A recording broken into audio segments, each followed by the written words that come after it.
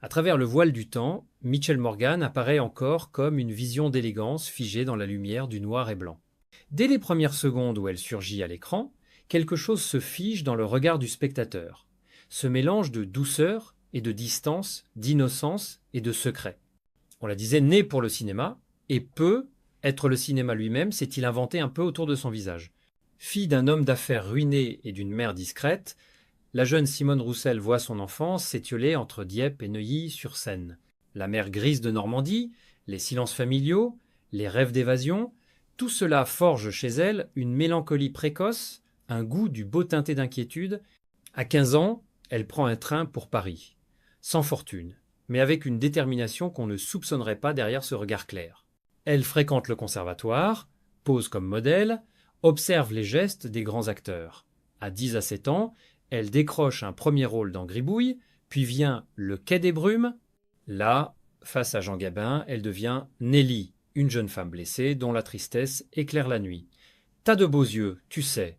Cette réplique scelle son destin. En un instant, Michelle Morgan cesse d'être une actrice. Elle devient une icône. Mais derrière cette ascension se cache déjà une tension intime. La gloire soudaine la glace. Elle n'a que 10 à 8 ans.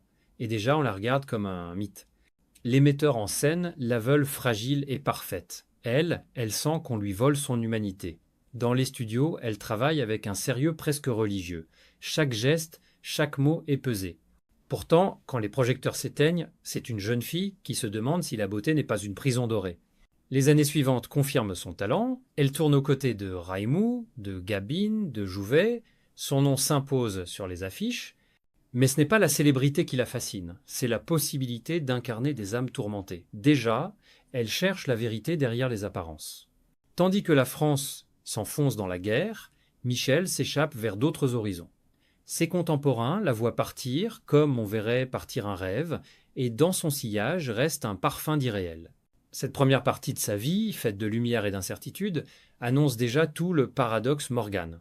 Une femme qui semble née pour être regardée, mais qui, au fond, ne supporte pas de l'être trop longtemps. Entre la jeune actrice émerveillée et la femme que le monde élèvera au rang de légende, il y a déjà ce pli invisible dans le regard, celui du doute. Et c'est peu être ce doute-là, plus que la beauté, qui la rend inoubliable. Quand la guerre éclate, la France s'assombrit. Et avec elle s'assombrit le regard de Michel Morgan. En 1940, elle quitte un pays occupé pour rejoindre les États-Unis. On lui promet des rôles, une carrière internationale, un avenir hollywoodien, la RKO lui ouvre ses portes, décors fastueux, robes somptueuses, flash des photographes. Pourtant, derrière les sourires figés, elle découvre une mécanique glacée où l'âme compte moins que l'image. Les producteurs américains, fascinés par son élégance française, veulent faire d'elle une héroïne romantique, mais ils ignorent sa profondeur. Michel, pudique, subtile, se heurte à l'exubérance d'un système qui ne la comprend pas. Elle tourne dans quelques films, pose pour des magazines, apprend l'anglais avec acharnement, mais son accent, sa retenue, son refus des excès hollywoodiens la marginalisent. Elle décline plusieurs scénarios où on lui demande de jouer la French Lover ou la mystérieuse étrangère. Pour elle, jouer sans sincérité serait une trahison. Elle préfère l'ombre à la compromission.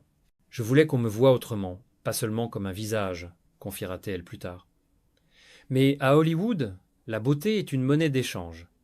Et Michel ne veut pas la dépenser ainsi. Dans ce monde d'artifice, elle rencontre William Marshall, acteur et réalisateur américain.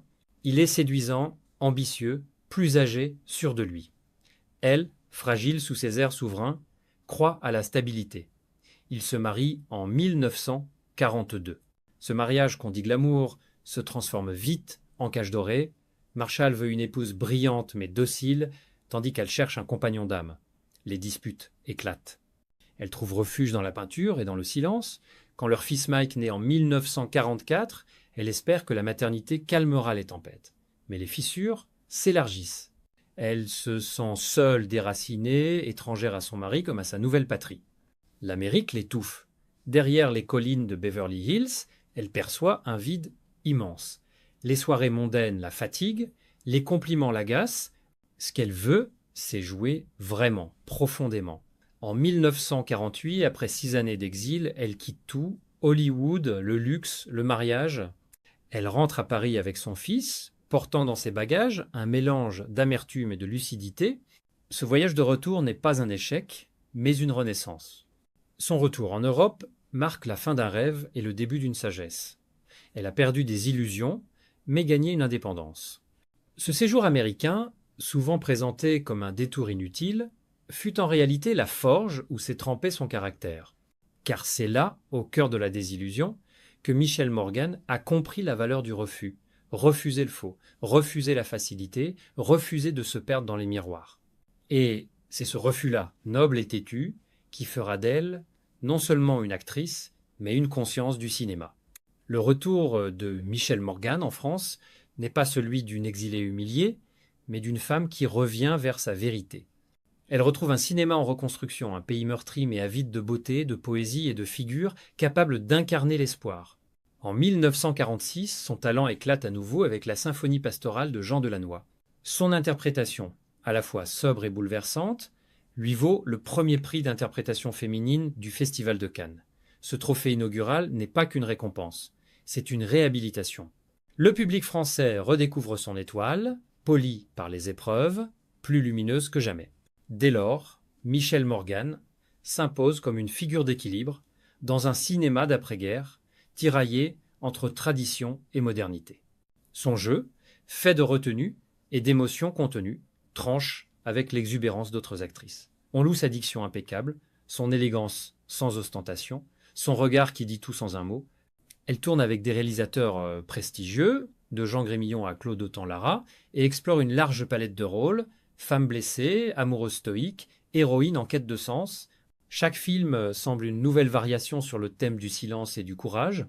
Mais si la France célèbre son retour, Michel reste distante, elle donne peu d'interviews, fuit les scandales, ne cherche ni la gloire tapageuse ni les soirées de gala. Cette pudeur, rare dans le milieu, fascine autant qu'elle irrite. Certains critiques la trouvent froide, d'autres la comparent à une statue grecque. Elle ne répond pas. Sa force réside dans cette distance qu'elle entretient avec le tumulte du monde. Elle ne joue pas la star, elle la transcende. Dans les années 1950, son image atteint un raffinement suprême. On l'appelle la reine du regard, la dame du silence. Elle impose une autre idée du féminin, ni victime, ni provocante, mais souveraine. Son allure inspire les couturiers, sa voix inspire les poètes. Pourtant, derrière cette perfection contrôlée, une lassitude commence à poindre. Le poids du mythe devient lourd à porter. L'époque change, le public aussi. Le cinéma français s'ouvre à de nouvelles formes, plus nerveuses, plus audacieuses, et Michel, presque son temps de grâce, s'effiloche lentement. Mais loin de se battre contre cette évolution, elle choisit d'accompagner le mouvement avec dignité. Elle tourne moins, peint davantage.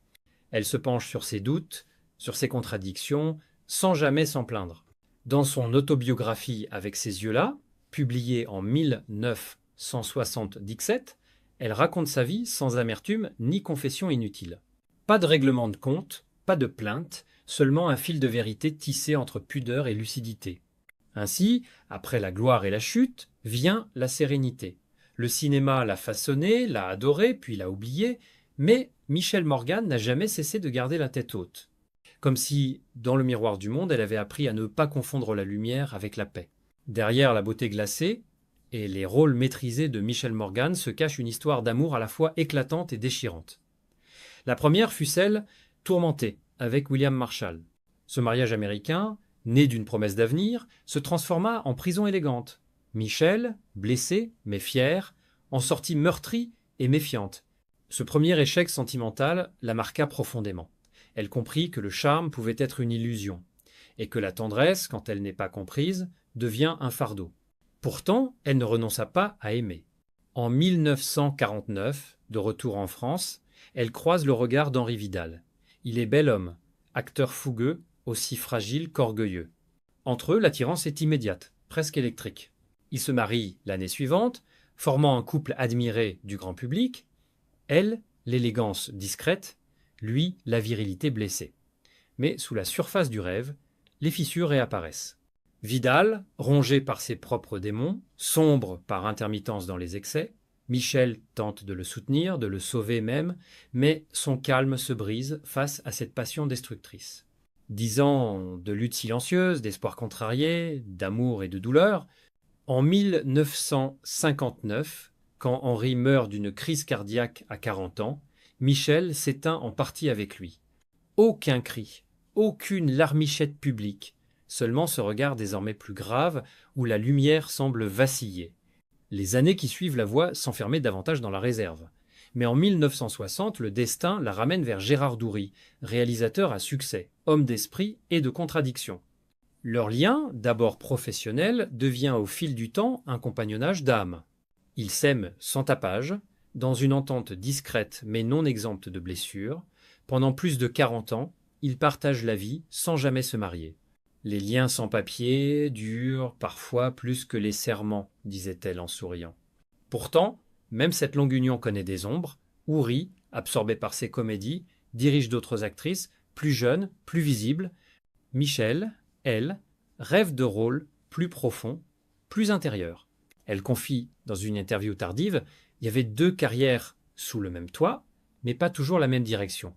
Leur amour résiste, mais s'use doucement. Ce n'est pas la trahison qui la blesse, mais le désintérêt. Être vue sans être regardée, voilà le supplice qu'elle connaîtra le plus souvent. Et pourtant, malgré ses failles, Michel ne devint jamais amer. Ses amours, même tragiques, nourrirent sa force tranquille. Dans chaque perte, elle trouva un fragment de vérité. Dans chaque silence, une dignité. À la fin, c'est peu être cela qui la définit le mieux. Une femme qui a aimé sans s'exposer, qui a souffert sans s'effondrer, une souveraine de l'ombre dont le cœur battait fort mais dont la voix ne tremblait jamais. Au tournant des années 1960, Michel Morgan décide de ralentir, de s'éloigner des plateaux de tournage pour se rapprocher d'elle-même. Le monde du cinéma change, les jeunes cinéastes bousculent les codes, mais elle refuse de jouer à être moderne. Je ne voulais pas me réinventer, je voulais continuer à être moi. Cette phrase, prononcée des années plus tard, résume son attitude, une fidélité obstinée à sa propre mesure. Tandis que d'autres cherchent le bruit, elle choisit le silence. Tandis que la caméra s'agite, elle se tourne vers la toile. Depuis les années 1950 déjà, Michel peignait dans le secret de son atelier. Peindre, pour elle, c'était respirer sans témoin. Là où le cinéma impose un cadre et une lumière, la peinture lui offre la liberté d'explorer son monde intérieur. Ses toiles ne cherchaient ni gloire, ni reconnaissance, mais reflétaient une quête intime. Des visages mélancoliques, des paysages baignés de gris, des fleurs au bord de la disparition. On y retrouve ce même équilibre entre retenue et intensité, ce mélange d'élégance et de pudeur. Dans les rares entretiens qu'elle accorde, elle évoque la peinture comme un moyen d'aimer sans être vu. C'est peu être là, dans ce refuge silencieux, que Michel trouve enfin la paix qu'Hollywood et le cinéma français lui avaient refusée. Le pinceau remplace les projecteurs, la solitude devient un choix et non une fatalité. Son atelier à Neuilly-sur-Seine, baigné de lumière douce, devient un sanctuaire. Des amis proches racontent qu'elle y passait des heures, vêtue simplement, écoutant la radio, perdue dans la couleur bleue. Mais ce retrait n'est pas une fuite, c'est une philosophie. Michel observe son époque, les films, les visages nouveaux, sans jalousie ni regret. Elle sait que chaque génération efface la précédente. Elle l'accepte avec une grâce rare. En 1981, interrogée sur son absence des écrans, elle répond calmement. Le silence protège de l'amertume. Une phrase simple, presque stoïque, qui résume sa vision du monde. Elle ne veut pas qu'on la pleure, ni qu'on la célèbre, elle veut qu'on la laisse tranquille. Ce choix d'effacement volontaire intrigue la presse, mais fascine le public. On admire cette capacité à s'effacer sans disparaître. Dans une époque où tout se confesse, Michel garde ses secrets. Même son autobiographie, avec ces yeux-là, n'en révèle qu'une partie, des souvenirs choisis, des réflexions sur l'art, mais rien de scandaleux. Elle maîtrise sa narration comme elle maîtrisait son jeu, sans trop donner, sans trop cacher. Ainsi, peu à peu, la femme prend le pas sur l'icône. Dans le silence de son atelier, Michel Morgan cesse d'être une actrice pour devenir une présence, presque une idée. Celle d'une femme qui a compris que la vraie élégance, c'est de savoir quand s'effacer. Les dernières années de Michel Morgan ressemblent à un crépuscule apaisé. Elle s'éloigne des plateaux, des caméras, des cérémonies, comme on ferme doucement une porte derrière soi. Ses rares apparitions publiques se font discrètes, presque évanescentes. En 1999, elle tourne pour la dernière fois et, sans le dire vraiment, tire sa révérence. Elle vit désormais entourée de quelques proches, de son fils Mike et de ses toiles. Loin du tumulte, elle goûte à la lenteur, à la lumière dorée des après-midi paisibles. À ceux qui lui demandent pourquoi elle ne revient pas, elle répond simplement « Je ne veux pas être une statue ». Mais ce retrait, que beaucoup interprètent comme une disparition, est en réalité un dernier rôle, choisi et écrit par elle. Michel Morgan n'a jamais aimé l'idée d'être une légende figée. Elle voulait être comprise, pas célébrée. Dans une interview tardive, elle confie « On m'a tant regardé que j'ai fini par préférer fermer les yeux ». Cette lucidité sans tristesse résume tout son parcours, l'art du départ avant qu'on ne vous y contraigne. Pourtant, la vie continue de lui imposer ses blessures. La santé décline, la mémoire se voile parfois, son fils, acteur sans grand succès, lutte pour exister à son tour dans un milieu impitoyable. Elle l'aime profondément, mais porte le regret de ne pas avoir su combler toutes ses solitudes. Des biographes rapportent qu'elle disait « J'ai transmis le silence plus que la gloire ». Dans cette phrase, on entend l'aveu d'une mère lucide, consciente que la pudeur est un héritage aussi lourd qu'une couronne. Le 20 décembre 2016, Michel Morgan s'éteint à Neuilly-sur-Seine, à l'âge de 96 ans. Fidèle à elle-même, elle quitte le monde sans éclat, dans le calme et la clarté. Pas de cérémonie tapageuse, pas de communiqué théâtral, juste un silence, un souffle. Son fils veille, quelques proches déposent des fleurs, et la presse, émue, redécouvre la légende. Les hommages affluent, Catherine Deneuve, Jean-Paul Belmondo, les institutions du cinéma saluent la reine du regard. La Cinémathèque organise une rétrospective et les salles obscures s'emplissent à nouveau de son visage, comme si l'absence elle-même avait rallumé la lumière. Dans son appartement, une lettre manuscrite repose sur un chevalet à côté d'un autoportrait. Elle y a écrit « Je ne regrette rien. Je voulais qu'on m'aime sans m'envahir. Pas de confession, pas de pardon public, juste la dignité tranquille d'une femme qui a su se tenir droite jusqu'au bout. » Ce mot, à lui seul, résume tout un siècle de retenue et d'élégance. Ainsi s'achève la trajectoire de Michel Morgan, une étoile qui s'est éteinte sans bruit, mais dont la lumière demeure. Car les vraies légendes ne disparaissent pas. Elles se fondent dans le silence, et c'est ce silence-là qui les rend éternelles. Michel Morgan fut plus qu'une actrice, une âme souveraine qui transforma le silence en art. De la gloire éclatante du quai des brumes à l'ombre choisie de ces dernières années, elle demeura fidèle à elle-même, refusant le vacarme des honneurs. Ses amours, ses blessures, sa pudeur construisirent une figure à la fois lointaine et bouleversante. En quittant la scène sans adieu, elle imposa une dernière leçon, la liberté du retrait. Aujourd'hui encore, son regard continue d'interroger, d'émouvoir, de hanter. Elle n'a pas disparu, elle s'est simplement tue,